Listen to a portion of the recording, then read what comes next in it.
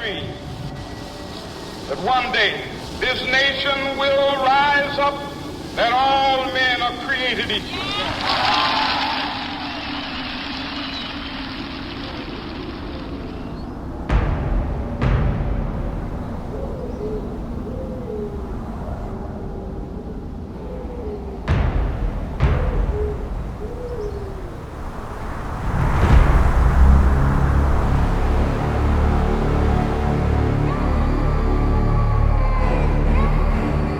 8 years have passed since James Earl Ray began serving a 99-year prison sentence for the assassination of Dr. King. Martin Luther King, 20 minutes ago, died. America is shocked and saddened by the brutal slaying tonight of Dr. Martin Luther King. 7 inmates went over the back wall of the Brushy Mountain Prison at around 7:30 last night with a makeshift wire ladder. Among them was James Earl Ray, convicted assassin of Martin Luther King. Police with bloodhounds on the ground and helicopters with infrared detection devices in the air, all of them scouring a 5-square-mile area in the rugged Tennessee hill country around the maximum security Brushy Mountain Prison near Petras, Tennessee. At 10:30 this morning, bloodhounds gave clues to the whereabouts of at least one escapee at Dryda Creek. He did not resist arrest.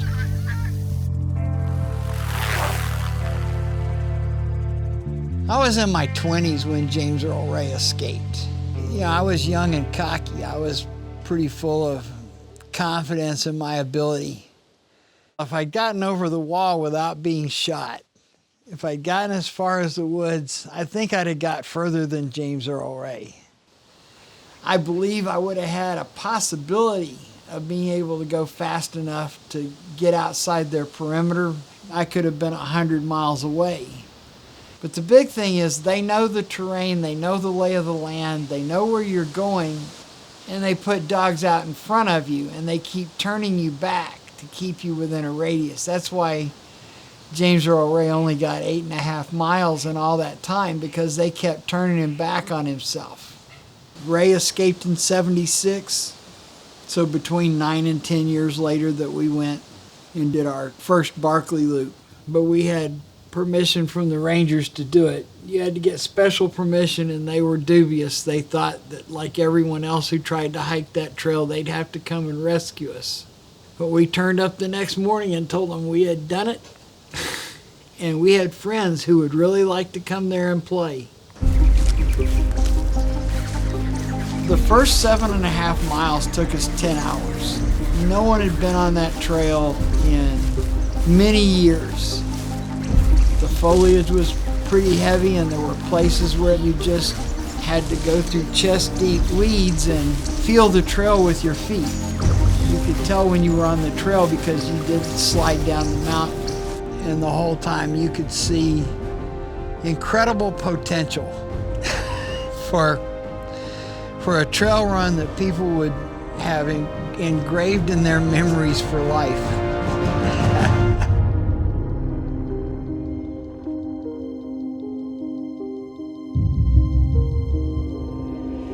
The runners that are here are by and large a lot of really successful people. Out of the finishers, the majority of them have PhDs. I'm a researcher at UCLA. I have a PhD in biology.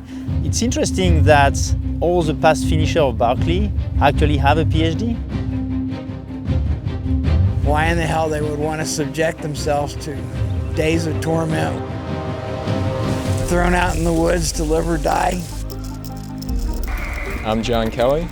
I'm what they call a data scientist. I essentially look at extremely large, complex sets of data and try to find interesting signals and patterns in them.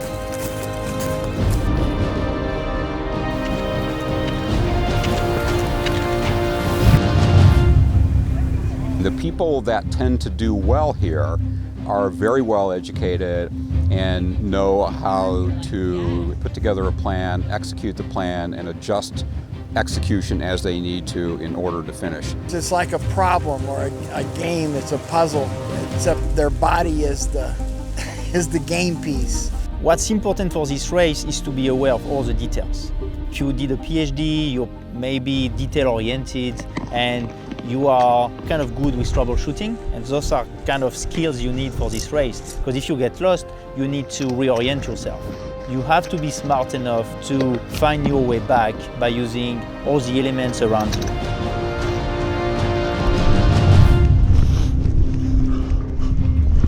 The race challenges you in a lot of different ways. You have to have a lot of different skill sets. You can't just be a fast runner. You can't just be a good navigator. You really have to be strong in a lot of areas, and if you're weak in any one of those, the race is going to find that weakness, and you're likely to fail because of it. You're definitely going to find your limits here. There is not a foot race on this planet that's as difficult as the Barkley, and there's not a race on this planet that has as much uncertainty built into it as the Barkley. The most common question is, of course, what's so difficult? And you can try to describe that it's everything combined, it's the weather, it's the hills, but I mean, if you haven't been out there, it's very hard to talk about and very hard to explain. It's not for everybody. The people who do it, interestingly enough, are people who have succeeded at everything, and they relish challenge. I came from obstacle racing, so I've won multiple world championships in obstacle racing, and then, I've been getting more and more into trail running, more and more into ultra running lately, and things like the Barkley marathons. I'm drawn to really tough events. If it's really tough and really long, sign me up. They push to the absolute limit of their abilities. We really have lowered the bar for the amount of physical discomfort that we think is acceptable. If you don't have uncomfortable or pain as a normal part of your life, you have to put in some resistance in your life, something that will make you uncomfortable, because then it will give you both the highs and the lows. We're all hung up on being safe. Screw being safe. Live. I am Ed Furtaw.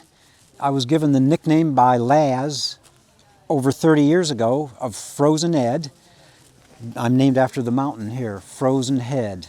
So he called me Frozen Head Ed because he liked the rhyme, and so now I'm Frozen Ed. This is my 23rd time at the Barkley Marathons.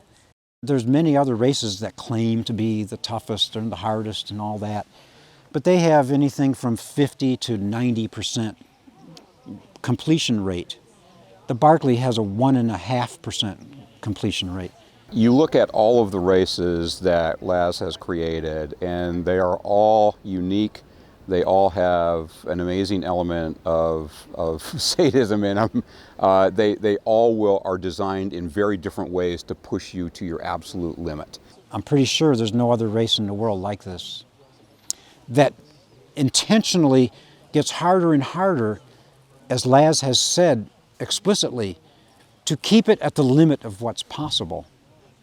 And that's what separates the Barkley from the other thousands of ultramarathons in the world. I don't think there's a person alive today that's as creative as him in terms of putting on races. I think he's the absolute best at this.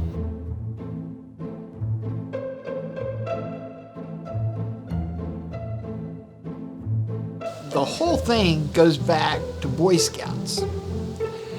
I joined because I like to be in the woods, and they did backpacking, hiking, camping trips every month. The men did the overall logistics, where we're going, how far the hike is, where we're going to spend the night. But you had to plan everything from preparing your own backpack, getting your own equipment together, planning for your shelter and your food and everything. And they let you suffer if you didn't do a good job. I had some miserable nights in the woods while I was learning. You learn better that way. I didn't grow up in a house where the kids are allowed to win so that they'll feel good. Competitiveness may run in the family. And my dad was a real good athlete, and he was very competitive. His next door neighbor was Andy Payne, who won the 1927 Bunyan Derby run from Los Angeles to New York. I grew up hearing stories about running across the country. They had a news story in the early 60s about some family in Texas doing this thing called jogging, and it was the first of the many running booms. My dad and a bunch of his friends started going to the high school track and jogging their mile every day.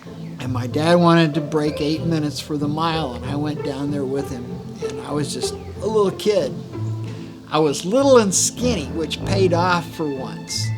And I could beat my dad at the mile. I could run the 8-minute mile that he couldn't get. And so I always wanted to be athletic, but I was, your basic 5 foot tall, 70-pound sophomore in high school. And not only was I really small, I wasn't one of those little bitty guys that's really quick and really tough. I was slow. And I'm not that tough of a guy. And I just kept moving to longer and longer distances because you're catching people late in the race because you're in good shape. You think, I'll move to the longer event and I'll do better. I thought for a long time ultras were crazy, but I knew they existed, and I did some ultra distance runs long before I even considered running an ultra to try to make me stronger in the latter stages of a marathon. And then I finally thought ultras would make me, maybe that's the place. So I started searching for ultras to run, and there were so few in the country that the closest ones I could go to were either in Miami or New York City. And those were prohibitively long trips.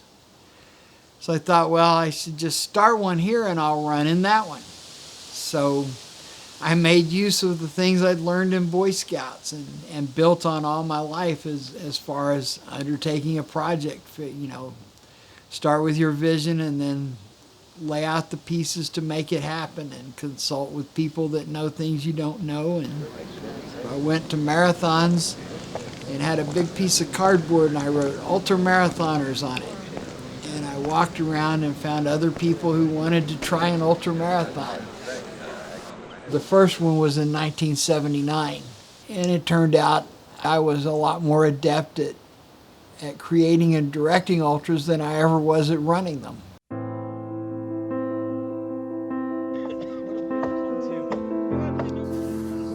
We don't bill it as the world's hardest ultra.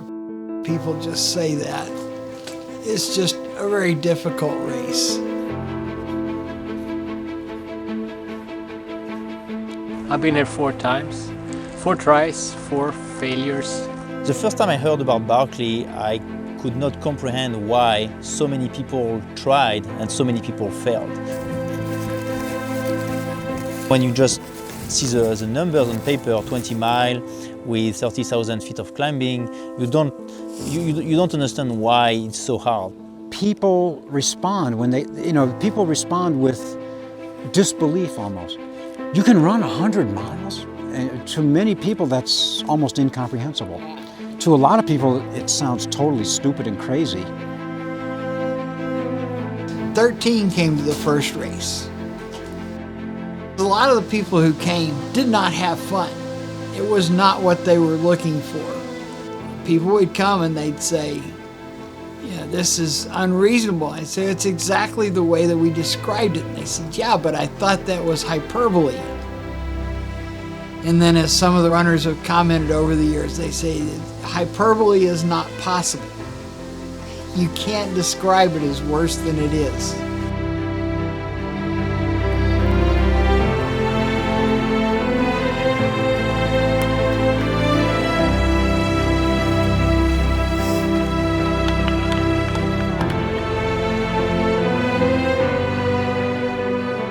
As long as you can choose pain, like pushing yourself hard on a Barkley course, it's so much fun being out there. But if you would just grab a fraction of a moment, it's just wet and painful and suffering. But if you put it all together with all the components, it's just a happy place. Did anyone get wet feet?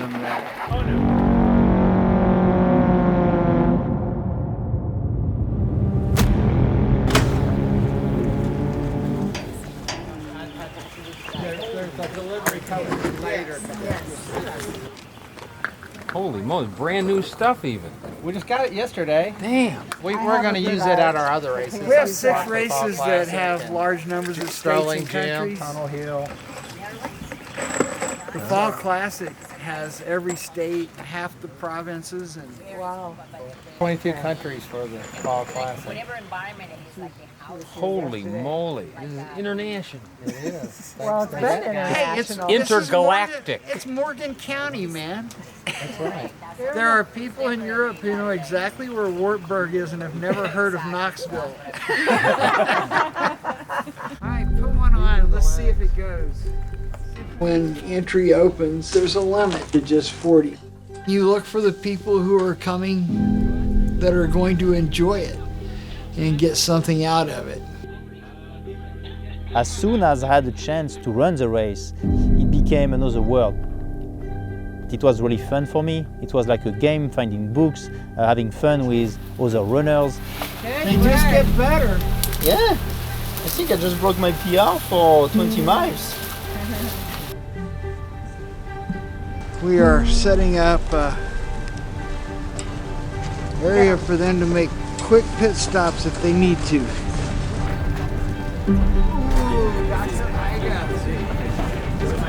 The actual entry fee itself is probably insignificant compared to the cost of getting there and the cost of getting back.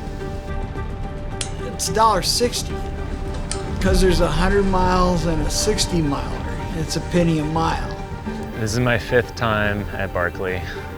I was wondering why I keep coming back. I think stepping outside your comfort zone to do something difficult that gives you perspective is important to do periodically in your life. We send out the written exam. It's basically unanswerable questions, but they are answerable if you really are creative in the way you think. Got some socks for you. They'll tie all the questions together into their answer and relate it all to the Barkley even. And the people that come up with creative answers on the exam also do better in the run. Because they're problem solvers, they're thinkers. They think outside the box. New Zealand. And now the interest from overseas is so great that there's just that many fewer slots to spread around. I don't start registration until I get camp set up, and that way I get a lot of help getting camp set up. We can take that one out and just scoot that one down to match.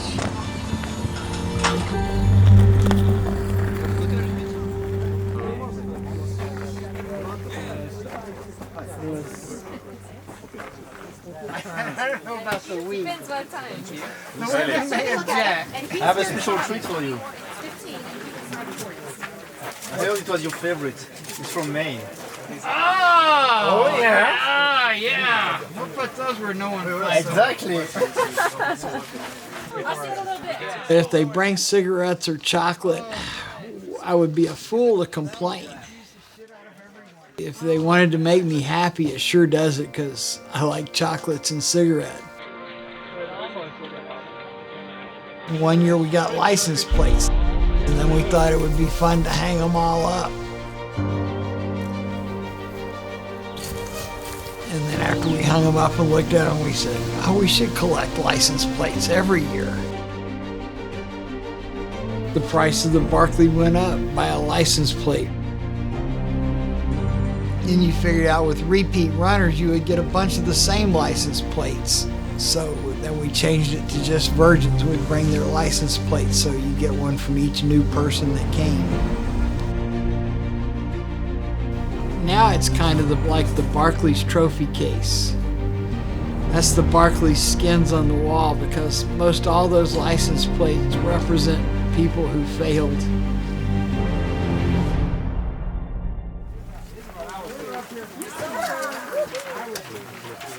And I don't hand out the maps till we have everyone signed in. They see the master map on Friday. And they all want to see that master map so they can get to work on it. The course route is marked on it along with all the book placements. in the top of Bear Mountain there is a tree pointing south.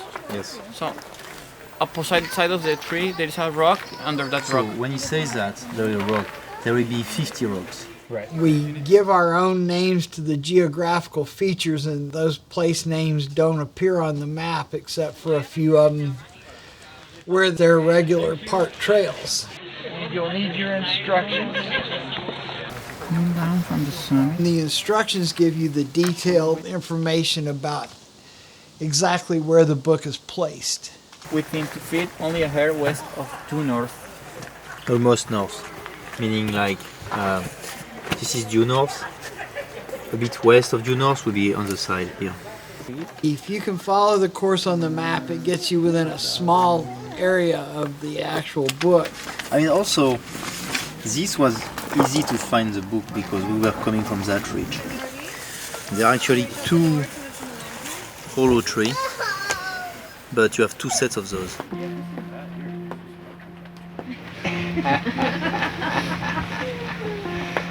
All the veterans are saying, daylight is wasting.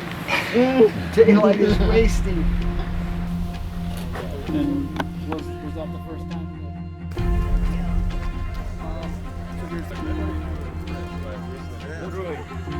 I pick the time for the next year's start before I leave this year's race. When we blow the conch shell, it tells them the start is an hour away. I gotta get the media. In order to keep the Barkley very difficult, Laz has over the years added rules. One of the first rules was no GPS.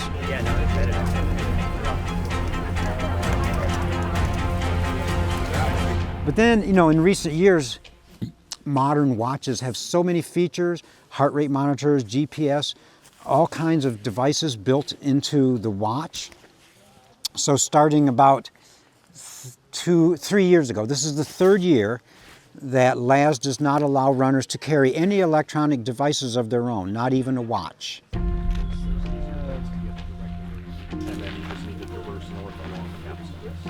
When the conch blows, we have 1 hour to get ready to start the race. During that hour, every runner has to come here and get a watch from Laz. He buys 40-some watches in advance and has them all meticulously set to read exactly 0 hours, minutes, and seconds at the start of the race. When I blow the conch, the watches all read 2300. And an hour from then, they'll all click over to 000. That becomes their real time because the race time is the only time that matters during the race.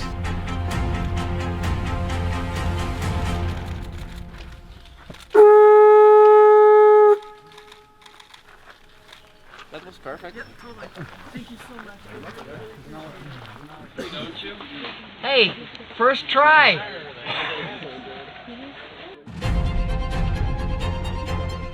The really astute runners, the first thing they do is get that watch, because no matter how simple it might seem, it is a new variable, and until they have it in place. And then some of them wait till the very last and they grab their watch. Well, if you've ever bought a wristwatch, a cheap wristwatch, they have them in these little boxes and they're held in with a zip tie. It takes a minute or a pocket knife to get that thing loose from the packaging. And if you wait till 2 minutes before the start and grab your watch, now you've got a watch that's in a box that you can't break. If you leave with it, you have to carry that stupid box the whole way around. 15 seconds. 10. 5.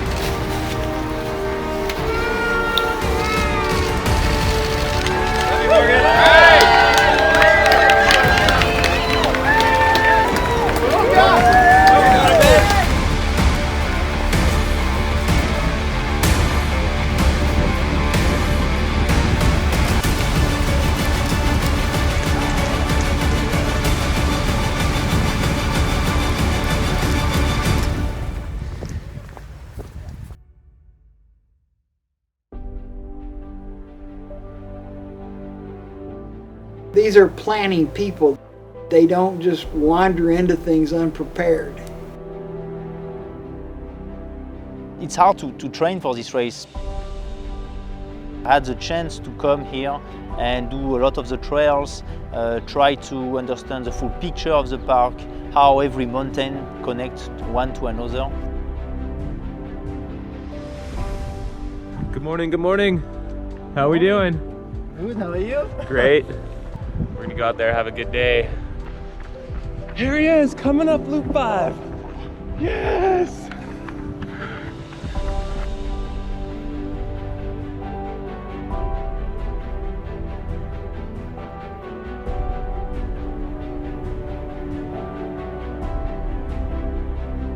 We're 7 hours and 15 minutes into our run today, heading up towards the infamous fire tower atop Frozen Head.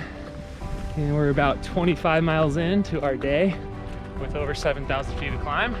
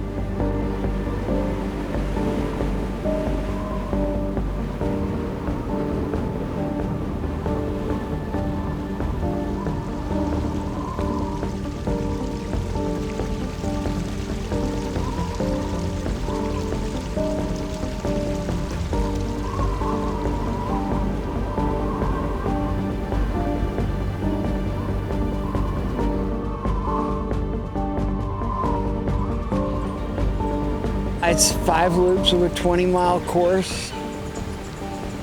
This year they're going clockwise, clockwise, counterclockwise, counterclockwise. And then the first person who leaves on the 5th loop gets to pick which direction he wants to go. And the next person has to go the opposite direction.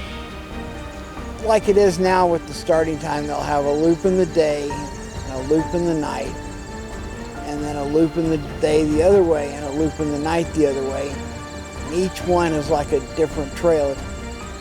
If you've done much trails, you know that if you hike a trail in the daytime, it's completely different than it is at night. And if you hike the same trail the opposite direction, it's completely different because you're seeing all different stuff. The 3-loop fun run has a 40-hour time limit. The 5-loop 100-mile race has a 60-hour time limit. So back to the 3-loop race, with a 40-hour time limit, he takes 1/3 of 40, which is 13 1/3 hours. That's the cutoff time to start loop 2. So you have 13 hours and 20 minutes to not only finish loop 1, but to then to leave on loop 2. The 100-mile race, because it's 5 loops with 60-hour time limit, the individual cutoff times are 12 hours per loop. So there's actually a dichotomy of cutoff times after one loop. But everybody is allowed 13 hours and 20 minutes to start loop 2. Everybody is allowed 26 hours and 40 minutes to start loop 3. Everybody's allowed 40 hours to finish the fun run. But if you're over 36 hours finishing 3 loops, you are not allowed to continue on a 4th loop, because then the 12-hour per loop cutoffs come into play. We figured out early on that a lot of people are not that great at finding their way through the woods, and they had in their mind that, yeah, they've run a complete loop, when you can talk to them and determine that they really probably didn't come that close. I took an old paperback book, I drilled a hole through the upper corner and put a shoelace through it and took it to Laz and said, here, put a paperback book out in the woods and make people tear a page out of it to prove that they got to the right place. Out there on that unmarked course, the moment you get that book, you know I'm right where I'm supposed to be. Just tell me when we're dead. As soon as I walk away from this point, I'm in the unknown again. I'm not sure. But for this one moment, I'm absolutely certain that I'm on course. Ow! This guy right here! Wow, that is not an easy find. Yeah, that does. Left to die. That was well done. Thanks, man.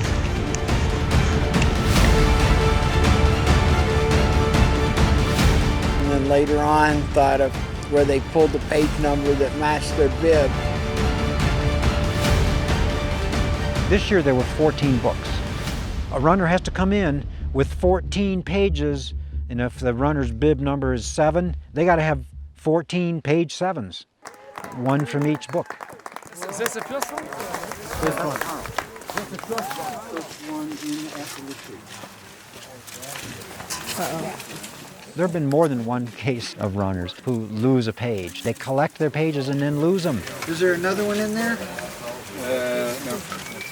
So they're disqualified. Good job, good job. He doesn't take anybody's word for it. You got to have your pages. You can run.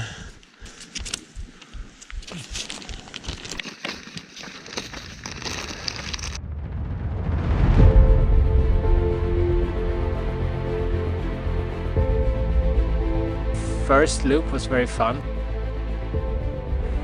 At Fire Tower, which is one of the water drops and also book placing, I was so thirsty that I just filled up my bottles and I drank a lot of water.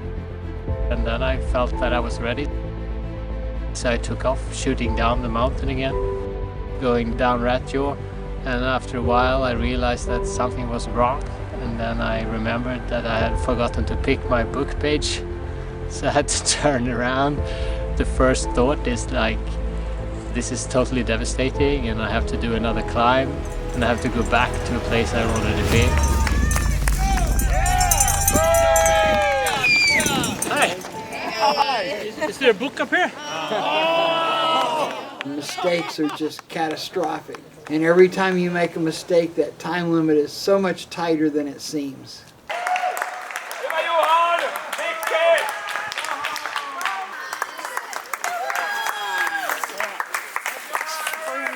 9:46:35. Fantastic.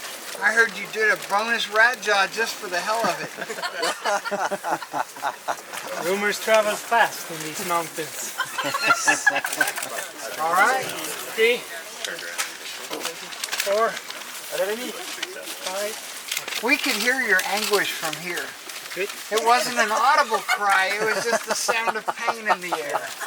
Of all the hills to do twice, An rat energy jaw? field of shit coming.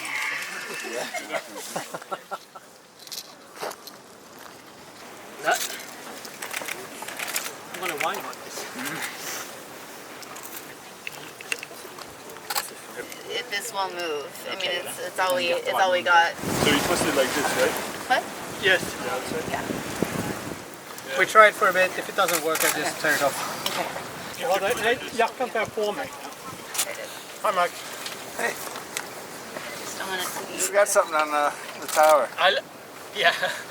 But I brought some cold from hell. Maybe if you want to do it with some points. What is it?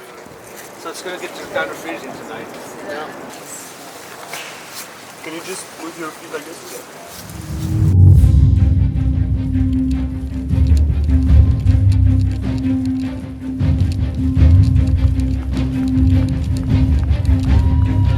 A pacer is a non-competitor, someone who's not entered in the race as a competitor, but is allowed to accompany the competitor, sometimes like in the last 50 miles. Pacers are not allowed at the Barkley, and they are allowed at most 100-mile races, and it definitely makes it easier for the runner.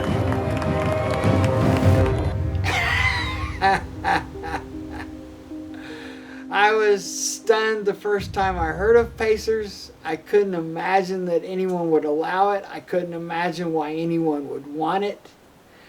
And when they first made up the pretense for having them, it was just in 100 milers, and it was a safety runner. They were just there to provide for the safety of the runner who might be too fatigued to look after himself. Okay. But now people are pacing at everything. Okay, go. Where's the other water? Laz is doing everything he can to make the Barkley at the limit of what's possible, at the limit of human endurance. I'm an independent guy. If I fail, I fail. If I succeed, I succeed, but I don't need a pacer. If you can't run it by yourself, you shouldn't be out there. If you require a pacer, you should stay home.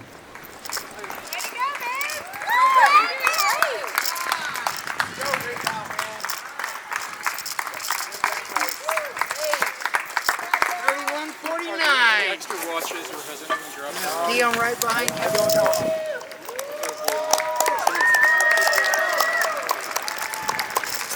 Thank you guys. All right, Dion. You're there. 8:32:35.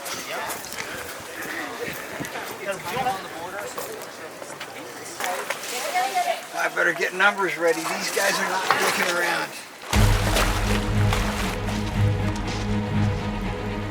Lazarus Lake is the master of nicknames. He just loves giving colorful names to people and places.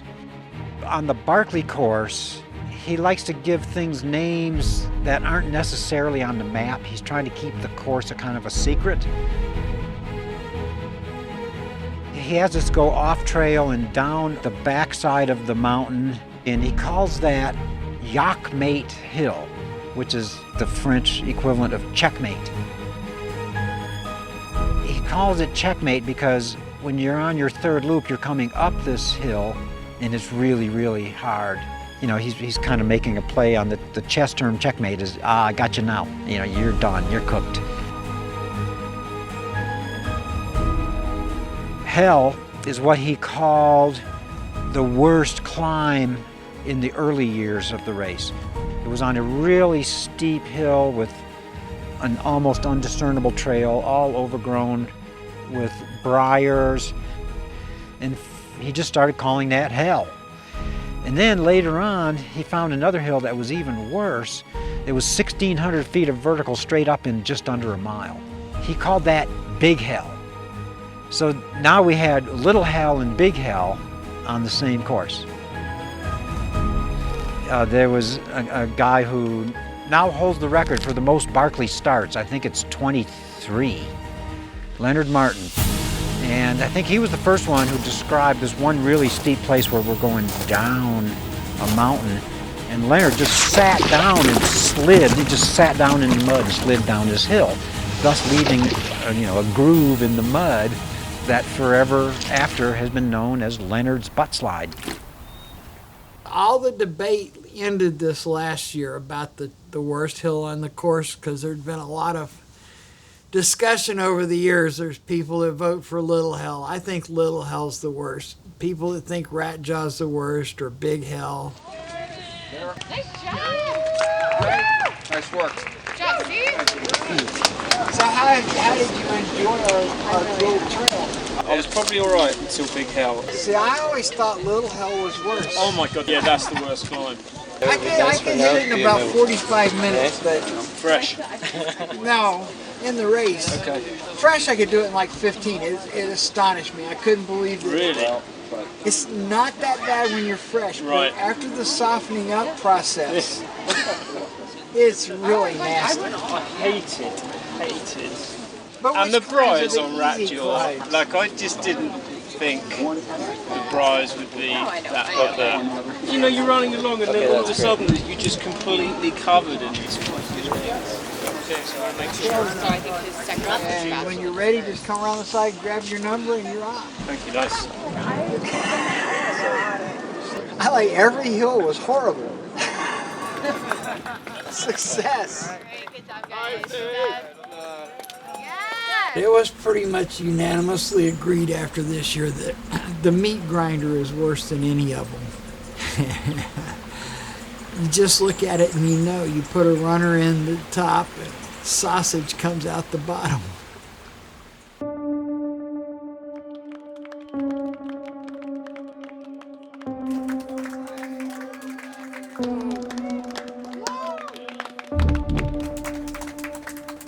You have to first come to the yellow gate and touch the yellow gate. He records their time to the second, and then he takes their pages and counts them. He spends 60 hours at the yellow gate. He monitors the finish line himself for the entire duration of the race, usually. The runners have to turn in their pages and touch the gate before they can get aid.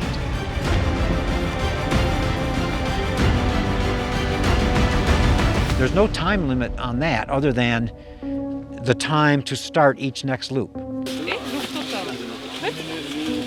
Everybody Australia is rooting for you right now.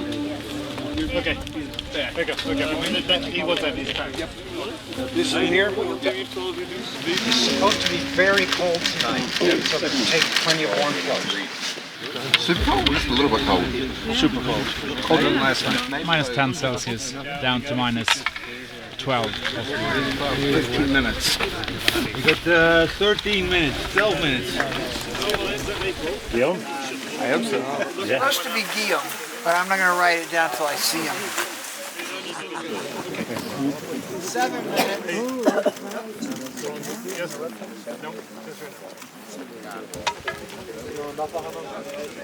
This media or someone else.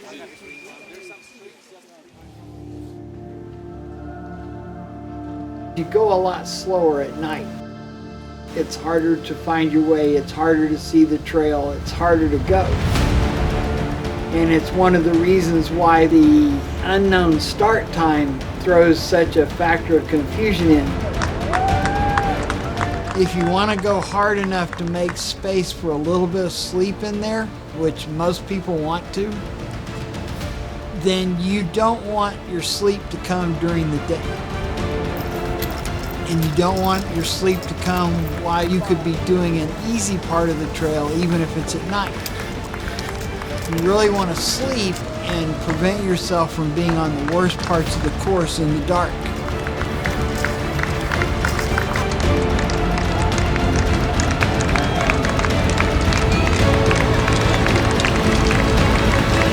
Hey. 11:32:51. Who's first? And then who's next? Let's give him some space. Next is Mick. Did you have fun out there?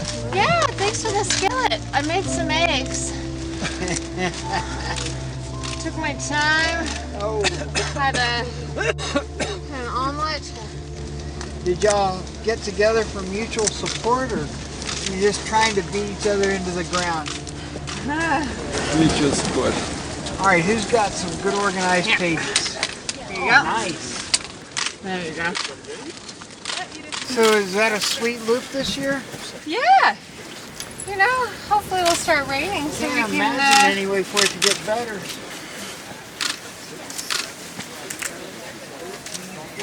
Very nicely done pages. Did you enjoy our loop since it was your first time? Yeah, I did actually, but it helped with being with stuff. Someone coming in? Well, that was a dream. Thank you very much for letting me be here. I did suffer. The second loop is much easier than the first.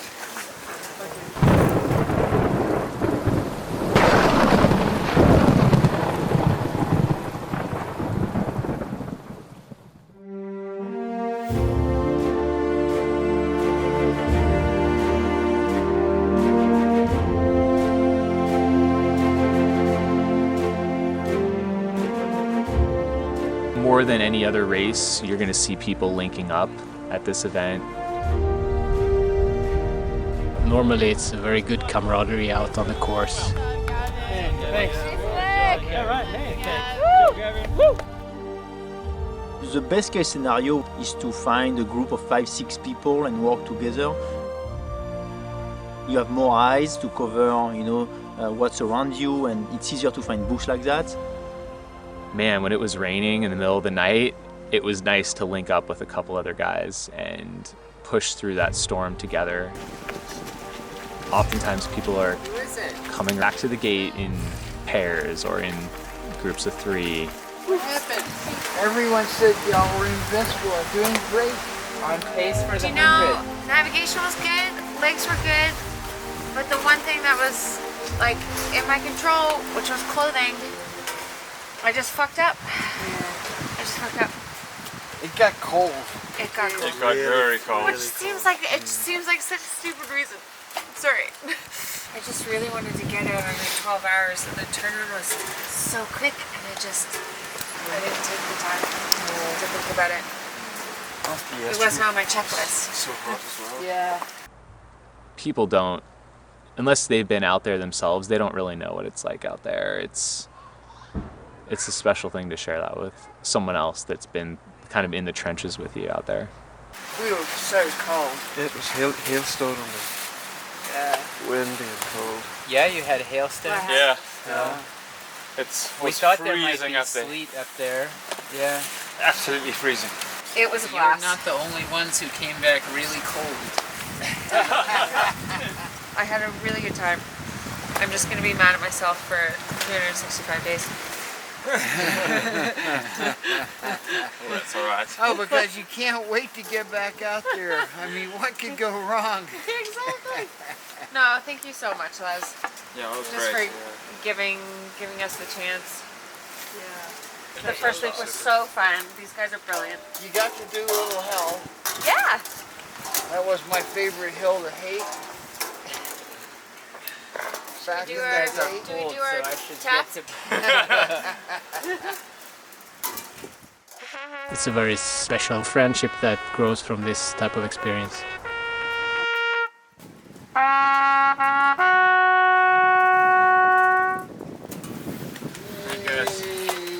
Thank you so much, Les. Thank you. Oh man, those hands are not human. Mickey. All right. Take a nice warm shower. Get some dry clothes.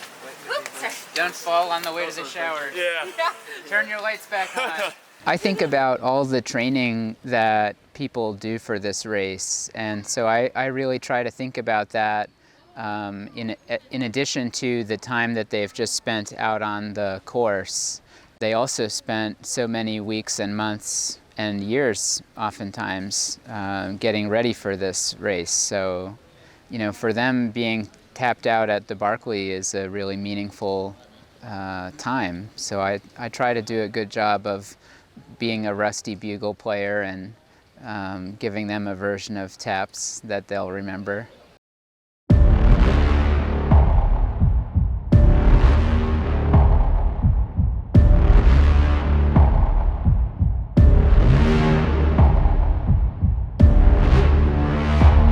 This year there was some major course changes. Lots of new places in the park that I'd never been to before that we had the chance to explore, and some new mountains to climb.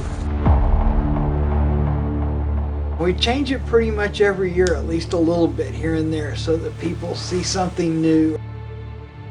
Even if they know the course, they have to pause and think about where they are. It doesn't necessarily make it harder, it just makes it different.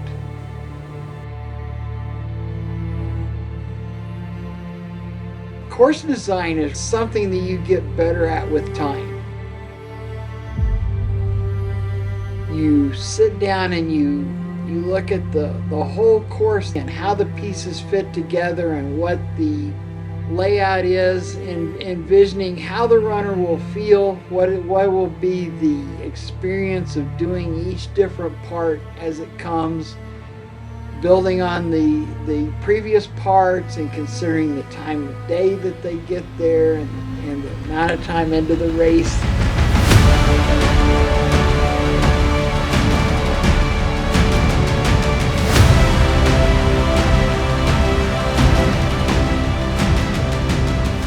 I finally got good enough to keep the Barkley right there where that it's doable, but just barely.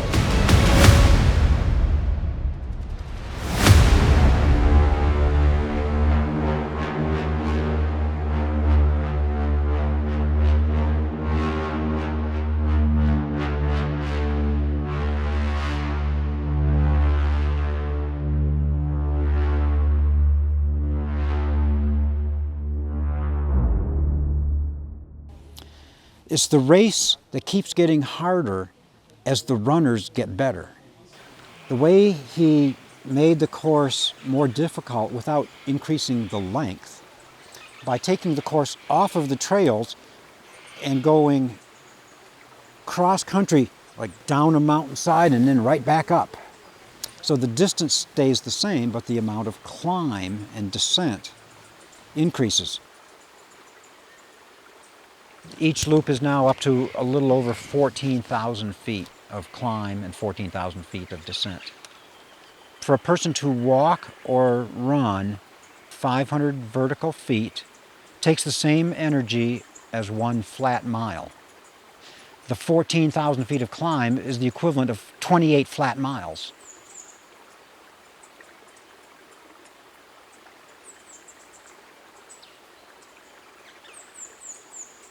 The majority of the caloric expenditure to traverse a Barkley loop is in the climb, is not in the distance.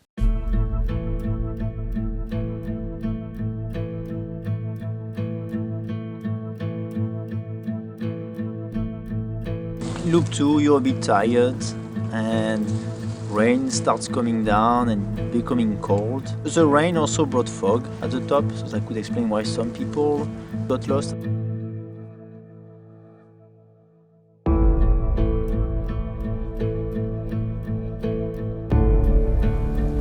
There was some storm setting in at night.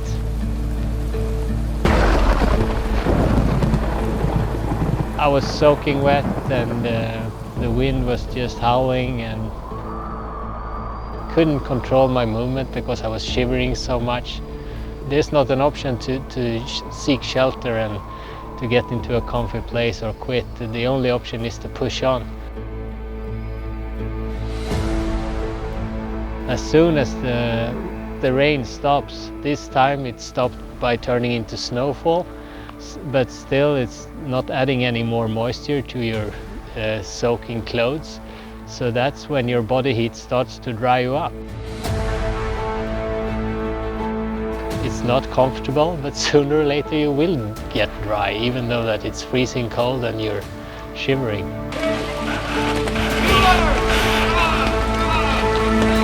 All the way to the gate.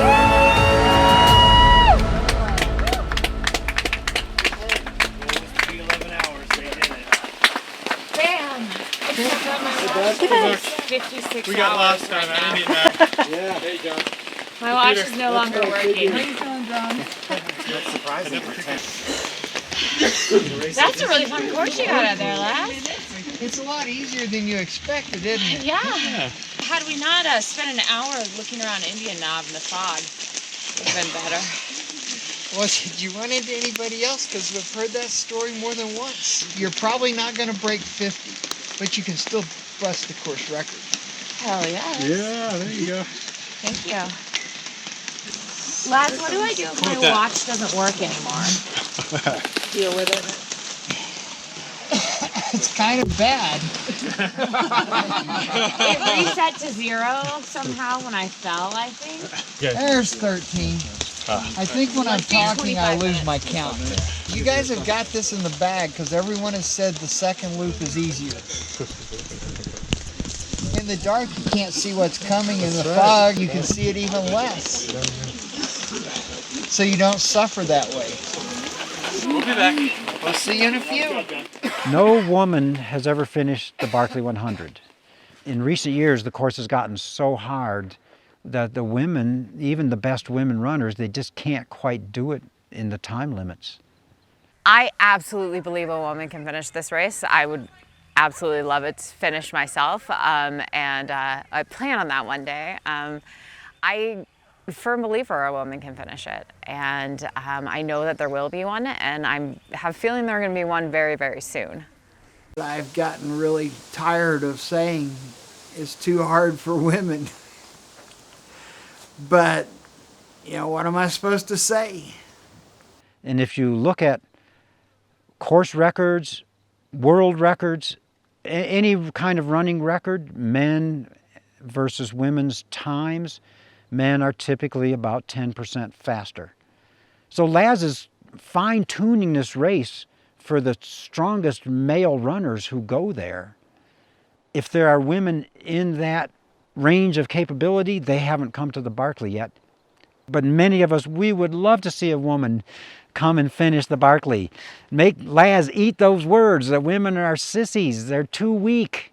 You know, there's women runners that are far better than the vast majority of male runners, but they're not better or equal to the very best male runners, and that's what the Barkley is being fine-tuned for. A course like this requires a lot of strength, much more than just pure speed. You actually need a lot of just overall muscular strength, physical strength, because it is so brutal out there. On those steep slopes, people are literally grabbing stuff and pulling themselves up. And a lot of times climbing on my hands and knees. That was my go-to. Is I would just get down on my hands and knees and climb that point. That's what I know. That's something good to know. Yeah, especially on Checkmate Hill, because I was like, I don't want to lean back on this one. And on the steep downhills, a lot of times you're grabbing at stuff to slow yourself down and using your arms with your poles to try and keep from going totally out of control. I was able to keep up with all the men on the climbs, but I was much more timid going downhill. And I find that that actually tends to be kind of a theme among women, and I don't know what that is. Maybe we just like to preserve ourselves more. We have more fear that we're like, maybe that's not a good idea to go that hard down that hill. Runner coming in, runner going out now. Who is it? Amelia. When you're ready to go, just touch the gate and give me your number. Make sure you got everything you need. So if I got someone ready to touch the gate, will be. Once you touch it and give your number, you get no more help. 109, you're gone. And you're still on 100-mile pace. Sweet. Hell yes. My Victoria's Secret panties aren't too tight. Way to wrap. Go get it. 113. I think the rain is beating the fog down. Excellent, I'll take it. And the lightning is ionizing the fog and it's falling to the ground. I love it. Thank you. Have fun. See you guys. Good luck. You gotta know how to encourage them. Yeah.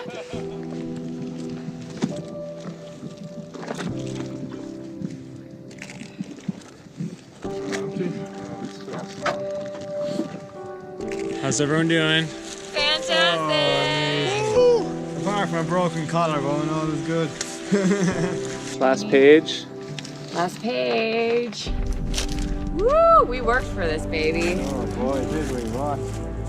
You know, it may not technically count, but it totally counts in my mind. Totally counts for me. Totally counts.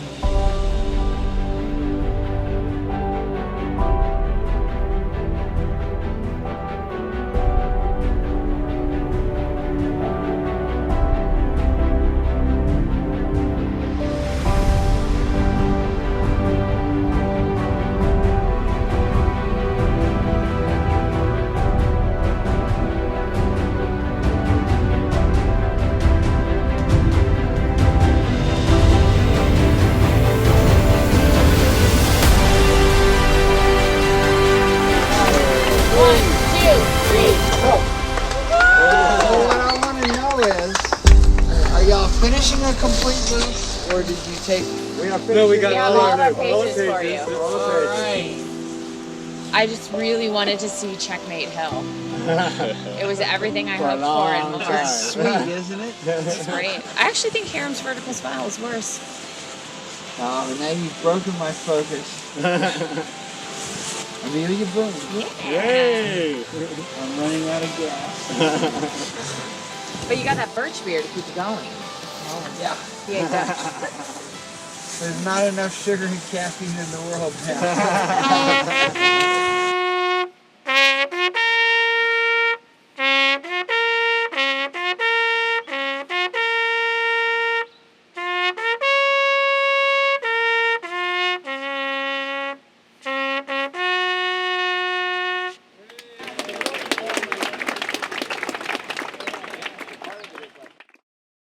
And this guy's a trooper with his this guy's an idiot in the true broken sense of the word. collarbone. Man, I don't even know. Every time you fall, I just cringe. Yeah, I just shout obscenities. And this is collarbone break number 4, so I think I know the plan. Same one. It alternates. Which one's it this time? The right. It could be the middle of the Alps. You know, There are not often serious injuries. This year, one of the lead runners, Jared Campbell, who is the only person who's ever finished the Barkley 3 times, the Barkley 100. He was on his first descent down Checkmate Hill, and he sprained his ankle.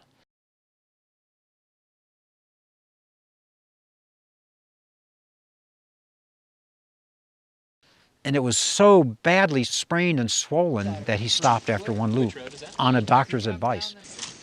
After Little Hell, you know, you can see the top of the tower. And I'm like, that bastard! Because I knew it dropped down quite a bit after that. That hasn't been on the course since 2004, and it was my favorite, most hated and loved climb because I just thought that first pitch after the frying pan, you have no choice but to go at cartoon figure speed, or you'll slide back down faster than you go up. Because I've been hearing about it from all the, you know, the old timers. Old timers, yeah. So thanks for putting that back in. That was a treat. It's only 0.6 of a mile. Feels like about right 4 up there miles. with the bad hills.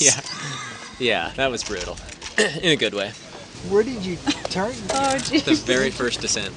Well, that's a risky descent. Near the top, or? Yeah. You went through all that dangerous stuff and got hurt there? You know, you just stop paying attention. I think when it is more dangerous, you're more alert. Yeah. Oh man, that's doubly tragic. Yeah. It was moderately uncomfortable, to use your words. There was some discomfort involved. There was definite discomfort involved. But you added to the list of people who have damaged an ankle early. Thanks, Laz. I hate that you couldn't have suffered longer. I know.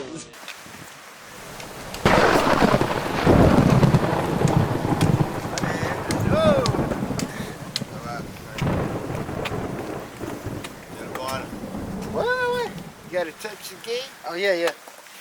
21:11:44. Did you encounter any precipitation out there? Yeah, there is snow. It's really tough. On the ground? Yeah. And then it's rain when you go down. Oh, we've been getting sleet here. Yeah. That's for you. Yeah, I'm going to do the best I can, but my fingers won't hardly bend anymore. Zero now. All right. Excellent. You want to take a break or just get a number and keep going? I'll take like 20 minutes. And then I'll keep going. After 2 loops, it was a bit cold, a bit wet. We decided to take a bit of a longer transition compared to the first loop.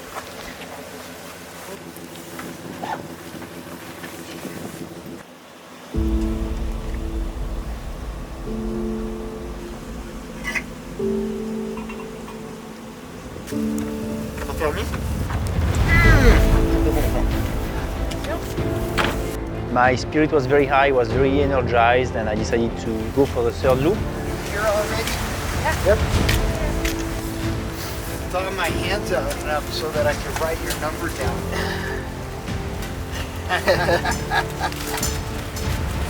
Give me a good one, huh? How about the next one in line? Oh, that sounds good. You ready? Yep. Have everything. 21:47:08. All right. See you in a bit. Have fun out there. Let's go. Go, Gio. We'll see you in about 8 hours. You root for most of them. You can't really help it. You just know that for most of them, it's not going to turn out well.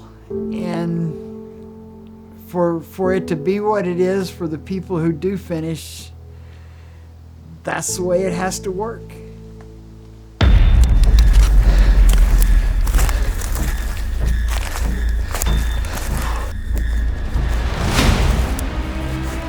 I started to climb the first climb on the third loop, and right away, I mean, the legs were not there. I knew it was going to be a very slow loop. I was feeling okay, just very weak somehow. I know how to deal with it. There's a saying that an ultra is a battle between your body and your mind. But I don't think that's really true. It's a battle between your will and your body for control of your mind. Your body wants to preserve itself. There is no desire in your legs to hurt. No desire in your feet to be beat up. They want you to stop. I look at the watch and I had 5 hours to cover the distance. And on that distance there was this new big climb called the Meat Grinder. And the name is... it's a good name for what it is.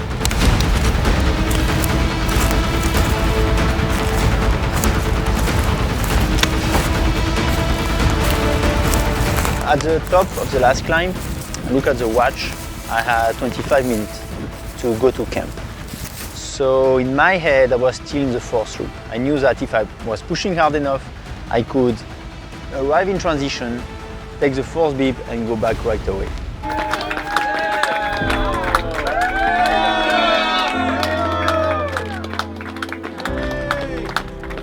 I was hoping my watch was ahead of yours.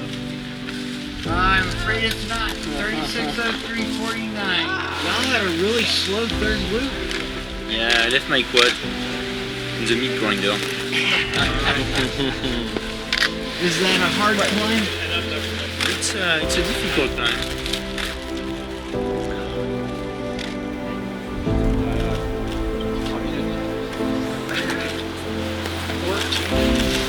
There they are.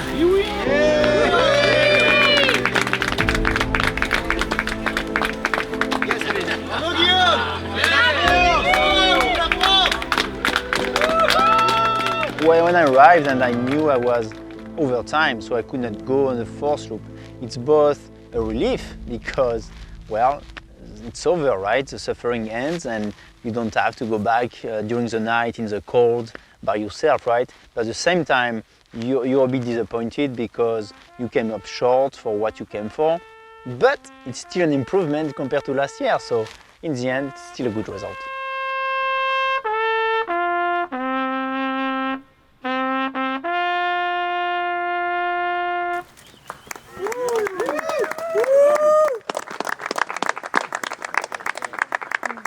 It was a pleasure. Always. Always.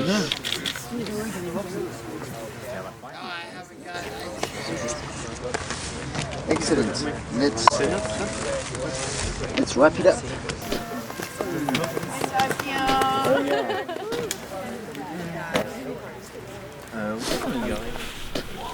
If you followed the history of the Barkley, only a little over 1% of the people who start this race will finish it. Every once in a while, someone finishes on their first try, but for most people, it's a long-term game. The average number of attempts for a finisher is 3 before they finish. You know that you stack this deck against them, but you're still pulling for them because when someone makes it, it's really amazing.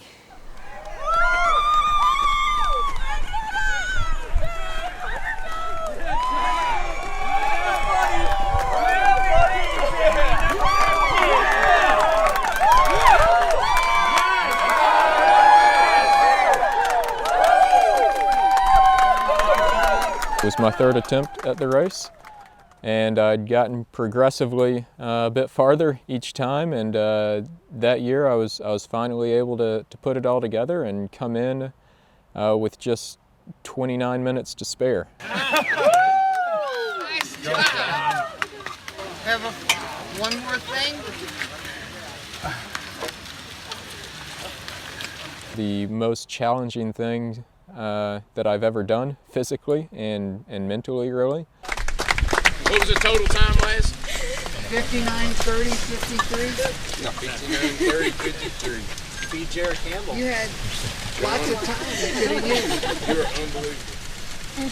He might want you. Yes. 13? Yes. 13. Yes.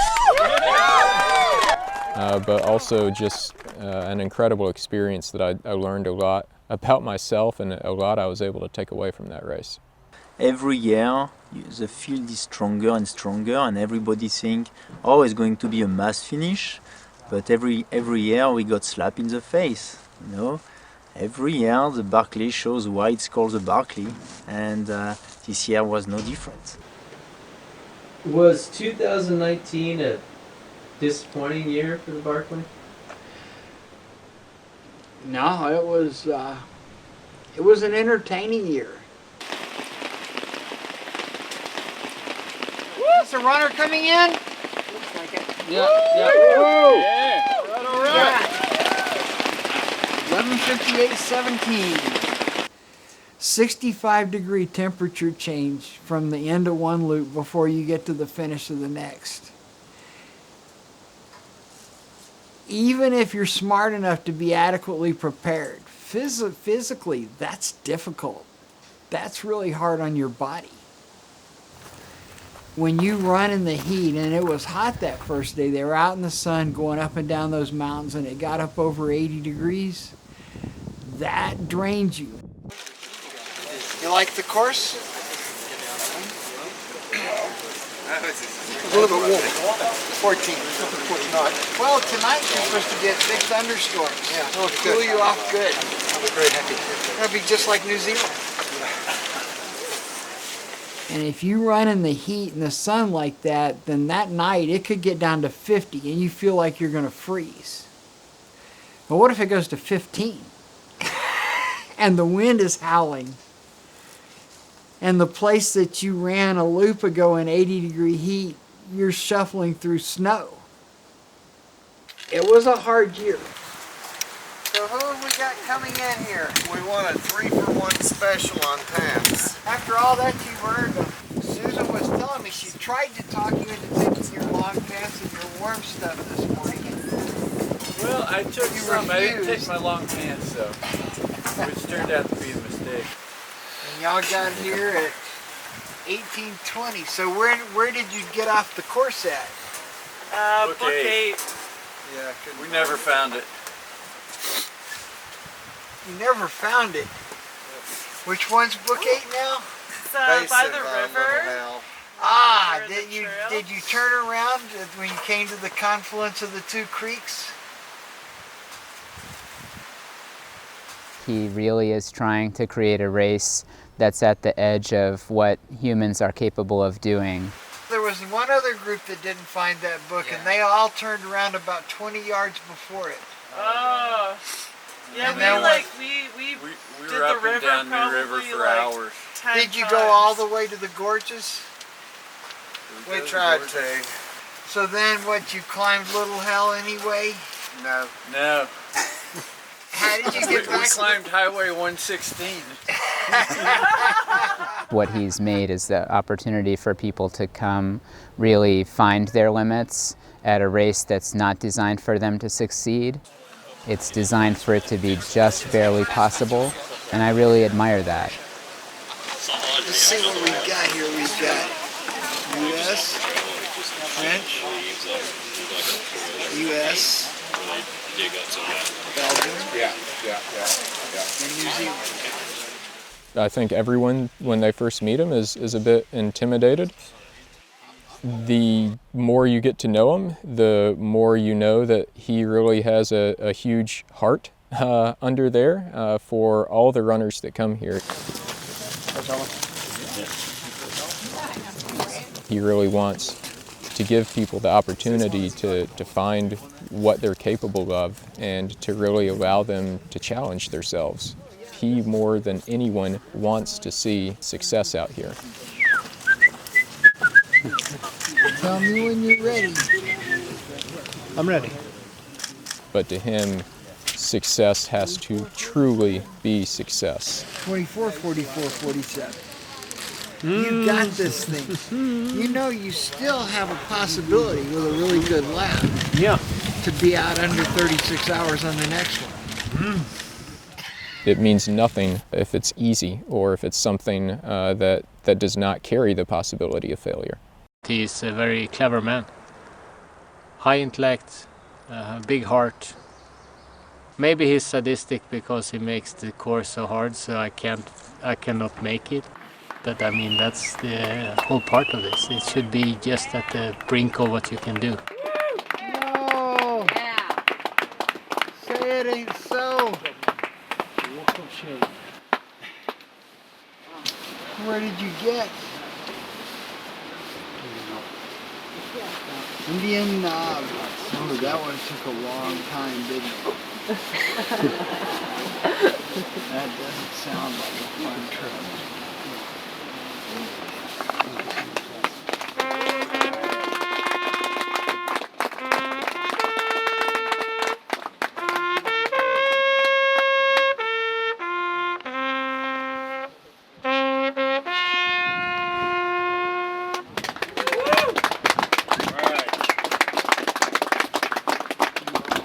I consider him my friend. He's taught me a lot about racing and what's valuable in life by all the races that he's developed and that I've taken part in. It's a lot of my best experience in my grown life. Our memories from one of his races, so he means a lot to me. And his races means a lot to me. And I mean, all the community around him and Sandra, his wife, is fantastic. How old are y'all? 22, 21. 24. He was 24. But the shorts, jean shorts, frayed edges. You and him. Corduroy, yeah. No, I dress more appropriately. The corduroy jacket, with the patch, the leather patch, and the long, looking professorial, yeah. very down to here. But he didn't have all that, and he thought, yeah. Well, I was young and I could really run, so you could see every muscle in my legs. So she had no judgment, but she was cute.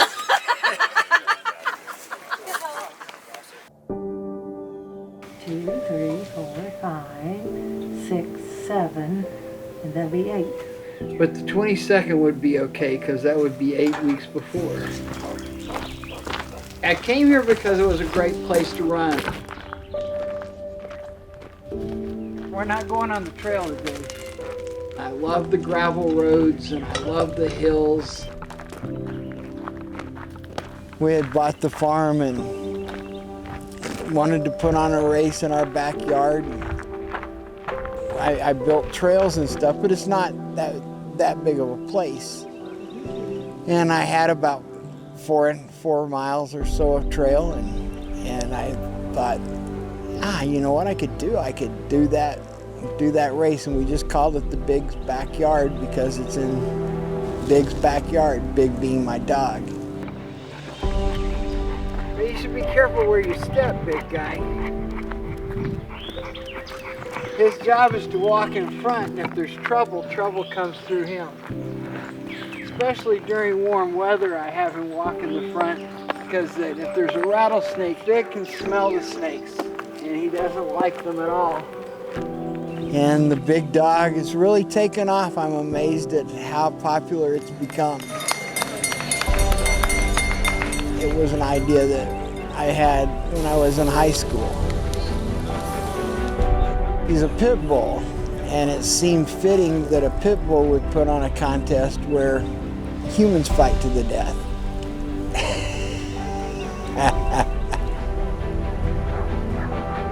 The race starts and every runner has to finish that loop within less than 1 hour and start the next loop exactly on the hour.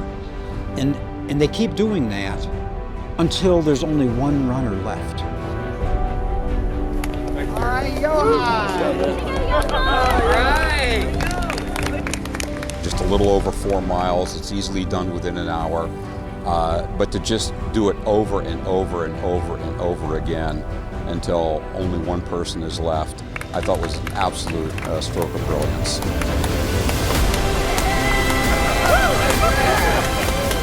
No more loops.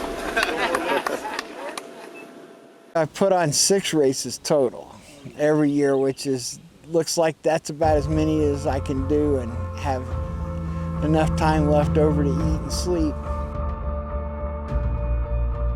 The first strolling gym, 19 of the 22 runners finished, which we were amazed at what a high percentage that was, but it actually was not high at all compared to what it's been since then. For the entire 40 years the race has been held, it has a 95% finish rate.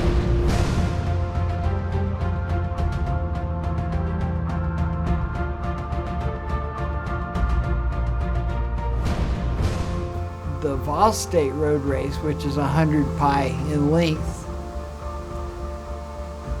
but that's just because it seemed appropriate that there should be an ultra marathon that was held that was an irrational distance. And pi being an irrational number, of course. 500 kilometers in Tennessee in the middle of the summer, you have to be able to manage pain, you have to be able to manage heat, you have to know, when to let your body rest, when to push it, and so on and so forth. On paper, it's easy to do. It's a 50K a day for 10 days. But when you get out there in 100-degree heat day after day, suddenly you learn a lot about yourself and about your ability to manage adversity and manage your own body. The Hard Rock 100 has 33,000 feet of climb. The Barkley now has more than twice that. Now, I legitimately think that the Hard Rock 100 is the toughest 100-mile race in the world, because the Barkley 100 isn't really a 100-mile race, in my opinion, in my estimation. I really think it's more like 26 miles per loop. So the Barkley 100, if I were the race director, I'd be calling it the Barkley 130. It's about 130 miles. Is the Barkley 100 miles?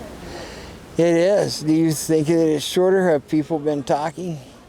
I'm just asking. No, they actually say 100 and something They say it's miles. 126. Yeah. I think I heard somebody say in a... Yeah, that's the kind of stuff they say when they perform so poorly.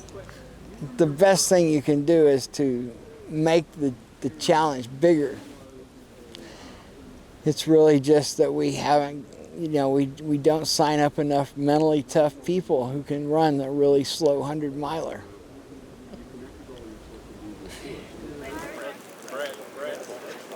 This race is my favorite race in the world, and everything about it is really unique and special. It's kind of like the original tough race. There's some that have tried to imitate it, but none will, I think, ever match it. We're almost 21 and a half hours in. Daybreak is almost upon us. It's been pretty sloppy and wet. We've had a lot of rain. It came down pretty hard in the night, so that was tricky. The fog rolled in. There's races now that I think have more feet climbed per mile than this one, supposedly, but there's more than just the number of feet you climb. That's not the only challenge out here. We're about to head into the tunnel, and that will be interesting because it's been raining forever. Holy crap! I'm gonna go test it out. That's raging.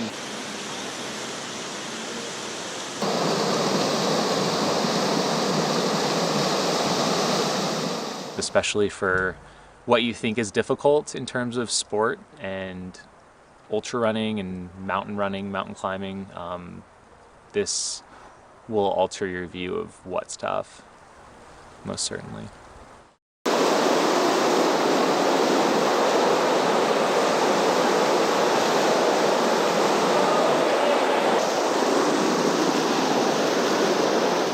most of the time, if you look at something that claims to be the toughest, it's a commercial endeavor, and that's what they're selling.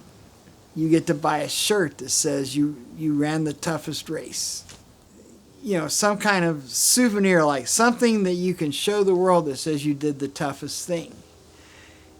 The Barkley doesn't claim to be the toughest. It's not in a competition, not the Barkley or the Backyard or any of them. They stand on their own merits. They are what they are. And what the Barkley or any of these races are for are really not for you to show the world what you did, but for you to see inside yourself what you did.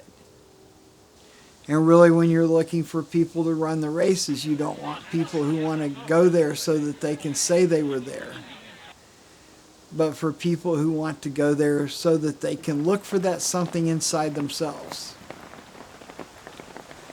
And whether they find it this time or the next time or never, that they at least made that search.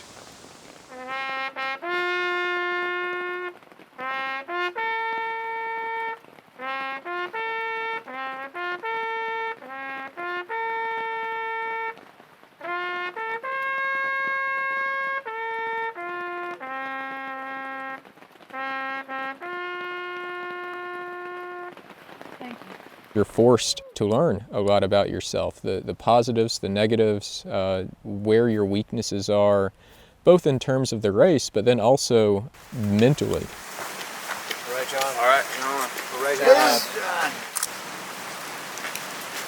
Did you have fun out there last night? It's hard to even run on the trails up there right now. You should easily be able to get the 100 now. As soon as you get thawed out, 13 and 14, yes. You're good, John. All right. Yeah, You want those that were kind of hard-earned, weren't they? We can live, if we are fortunate enough, really non-demanding lives where we have everything in arm's reach. We have our refrigerator full of food and drink, and we can watch Netflix all day around and just hang out on the sofa. But I think we need to put some pain and some suffering in there if we're going to live to the fullest. And I mean, ultra running is that for me. When you're into something that's much bigger than you, you feel good about doing all you can, and then you just can't do any more, and then it's okay to stop. For me, it's sort of a lesson in humility, and sometimes I need that. You know, you go around a 50-mile race and you feel good at the finish. You don't know what you could have done. You don't know how much more you could have done. At the Barkley, you get to that limit. It just makes you have to accept your own limitations. And that's what I mean by humility. And I think it's a beautiful lesson. And I'm grateful for all my failures at the Barkley. And there's been times when I write a post-race report and call it a successful failure. I ran until I couldn't go anymore.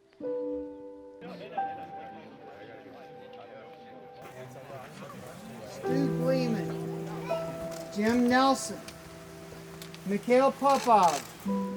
One of the recent traditions that Laz has added to the race is 2 minutes before the race will start, when he lights a cigarette, he reads the names of all the deceased Barkley runners. John DeWalt, Damon Douglas. I've had the honor of scattering the remains of 4 of my Barkley friends. I've scattered their remains on the course. And that's what I want when I die. I'd like to know that part of me will still be there.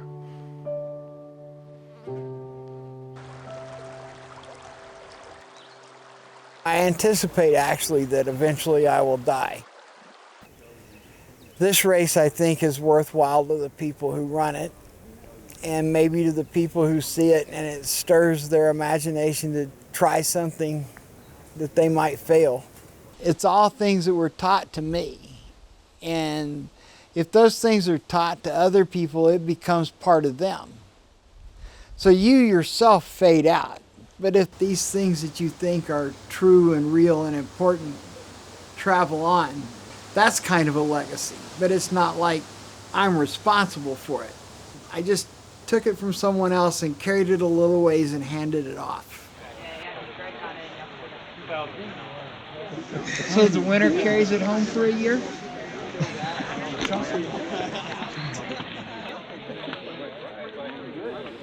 You know, look at all the great athletes I've known over the years. I've known people that were some of the greatest that ever lived and seen them performed and been there with them. And I could go to an ultra tomorrow and you mention their name, no one even knows who they are. These movies and all this coverage that you wouldn't think logically makes any sense. It's an obscure event in an obscure place by obscure people. But they look at it, and in it they see man striving against the unknown, man throwing off all the trappings, leaving his electronics behind, and just facing the world with his own two hands. And everybody deep inside would really like to do that, wouldn't they?